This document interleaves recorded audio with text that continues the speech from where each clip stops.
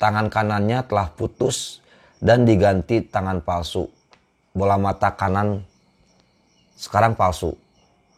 Usai menerima timah panas dari lawan, serta membangun masjid bernama Tan Hock Liang di area Pondok Pesantren At-Taibin, Pondok Rajig Cibinong. Preman udah bisa bikin pesantren, luar biasa nih.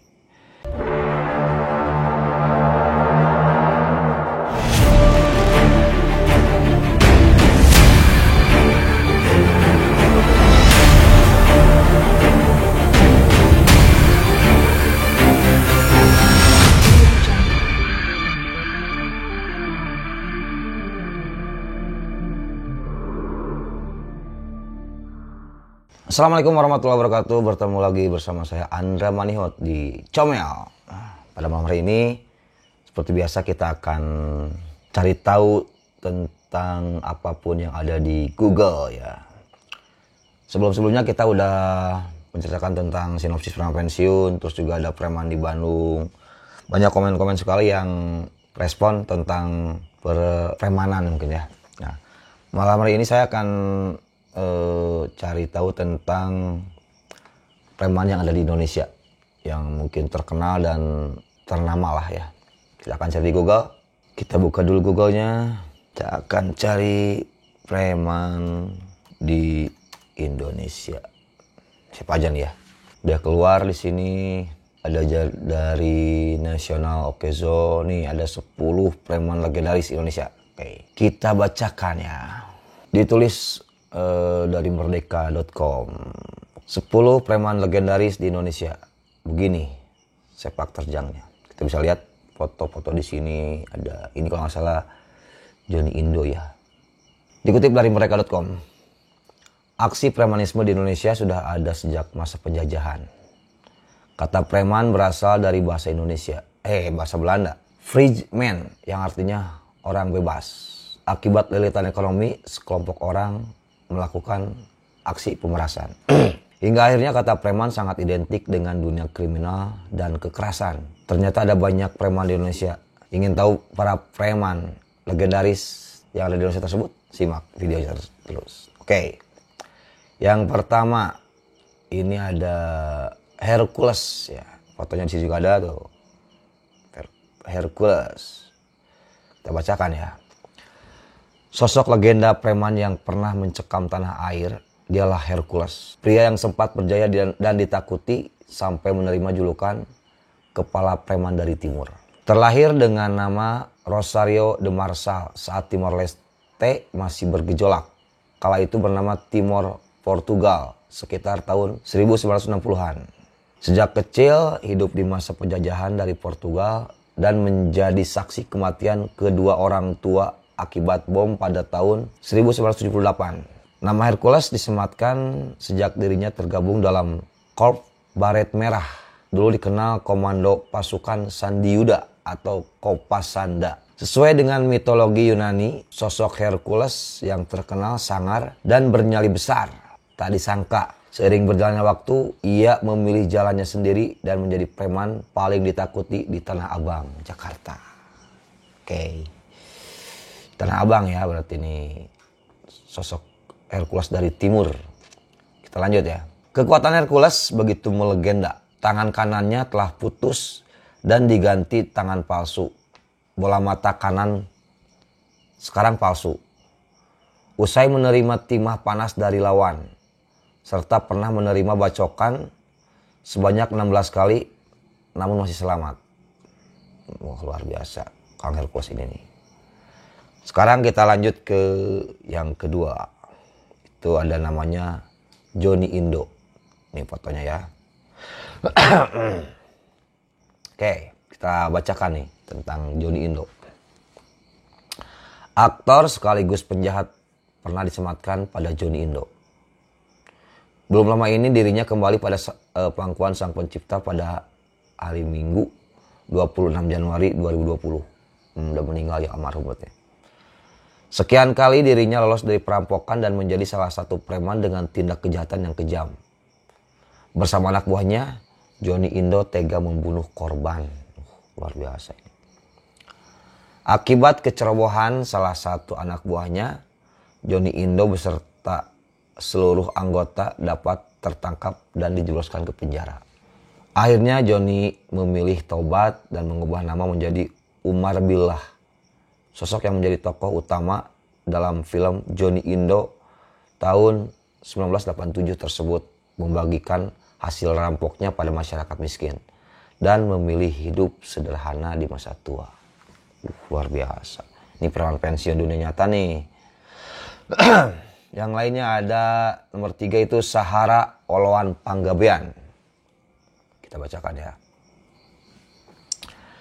Sosok penjahat legendaris Indonesia yang terkenal sebab perjudian dan sifat filantropinya. Pria yang akrab disapa Olo ini menjalankan bisnis debt collector tak beda jauh dengan John Kay. Selain itu, dia mengelola sebuah perjudian besar di Medan, hingga menyeret Olo Panggabean sebagai penyulut insiden di kawasan Petisah. Pria yang berasal dari Tapanuli, Sumatera Utara itu meninggal pada April 2009. Almarhum juga nih. Selanjutnya ada Kusni Kasdut ya. Oke, fotonya juga ada sini. Kita bacakan. Kusni Kasdut merupakan preman, penjahat, serta perampok kelas kakap di masa revolusi Indonesia. Kasus terbesar yang pernah menyeret namanya sebab perampokan 11 permata di Museum Nasional Indonesia atau Museum Gajah pada 31 Mei 1961 melalui penyamarannya sebagai polisi. Wah, ini kayak di film-film nih.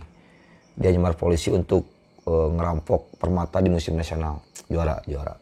Pemilik nama asli Waluyo asal Blitar. Blitar di Jawa Timur. Jawa Timur tersebut sampai memiliki julukan penjahat berdarah dingin. Sebagian besar kasus perampokannya bisa memakan 1 korban tewas. Mendekati hari hukuman mati, Kusni Kasdut bertobat dan memeluk Katolik. Dia meminta diberi waktu 9 jam di ruang kebaktian Katolik LP Kalisosok bersama seluruh keluarga. Sama nih udah langsung pas di akhirnya itu ada hijrah ya mungkin. Ada tobat. Yang selanjutnya ada Anton Medan. Oke, kita bacakan. Julukan Anton Medan disematkan pada pria kelahiran Tebing Tinggi, Sumatera Utara tahun 1957. Seorang pemuda dengan nama asli Tan Hock Liang pertama kali melakukan aksi premanisme saat usianya masih belasan tahun. Dari kecil nih udah jadi preman nih Kang Anton Medan ini. Pada awal tahun 1990-an, Anton Medan terkenal sebagai penjahat kelas kakap, perampok sekaligus bandar judi, hingga diduga terlibat dalam kerusuhan Mei 1998. Juara. Meski perjalanan hidup Anton Medan begitu kelam, dia memutuskan untuk taubat dan menjadi pendakwah. Luar biasa. Dia memeluk Islam pada tahun 1992 ya, 1992, serta membangun masjid bernama Tan Hock Liang di area Pondok Pesantren At-Taibin,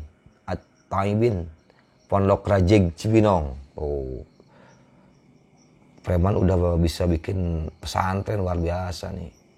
Selanjutnya ada Slamet Gundul. Julukan bos LP Cipinang menghiasi nama Slamet Gundul selama mendekam di balik jeruji besi. Dia merupakan pelaku dari 55 perampokan di Surabaya dan Jakarta. Kerap kali dirinya berhasil lolos dari kejaran polisi dan membuat khawatir ibu kota. Luar biasa. Selanjutnya ada Diki Ambon ya. Gembong preman legendaris selanjutnya ialah Diki Ambon. Terlahir dengan nama Hendrik Benyamin Sahetapi Engel, itu terkenal ganas. Banyak catatan kriminal melekat atas aksi kejinya, yakni perampokan, pencurian, dan pembunuhan. Namanya sekian mencuat setelah melakukan pengeroyokan terhadap seorang prajurit TNI. Wah, luar biasa. Selanjutnya ada Johnny Sembiring. Preman intelek yang pernah mendekam bersama Kusni Kasdut dialah Johnny Sembiring. Di era 50-an namanya terkenal sebagai preman dan sudah berulang kali dirinya masuk bui ya. Bolak-balik bui. Selain itu, Johnny Sembiring juga dikenal cerdas dan menguasai banyak bahasa seperti Sunda, Jawa, Tapanuli, Belanda, Inggris, Jerman, dan Mandarin. Luar biasa nih, pinter juga nih. Ada yang selanjutnya John Kay. Nih, sering dengar kita nih. John Repra Kay muda menyelinap masuk kapal dari Maluku menuju Surabaya dan merantau ke Jakarta tahun 1990. Namanya begitu ditakuti sebagai narapidana kelas kakap. Bisnis debt collector yang dijalankan John Kay berulang kali menyeret namanya pada berbagai kasus kriminal, baik dari penganiayaan hingga pembunuhan. Mantap, luar biasa nih. Selanjutnya ada Roni Iblis. Serem banget namanya nih, Iblis. Roni Iblis ya. Kita bacakan nih. Pemilik nama asli Roni Saifuddin pernah menjadi preman paling ditakuti di Jakarta. Dirinya sangat erat hubungannya dengan dunia gelap.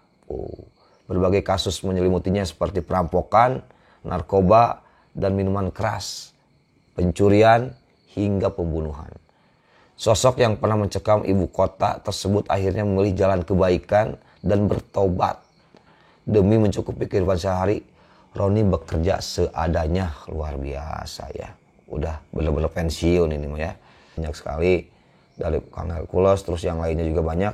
Kita dapat kesimpulan, ternyata banyak orang-orang yang seperti preman-preman ternama itu akhirnya dia memilih untuk tobat. Nah, mungkin pelajaran buat kita ketika kita akan berbuat tidak baik atau kriminal itu, ya mudah-mudahan kita tidak terlibat dengan kriminal dan kita terus berada di jalan yang baik gitu.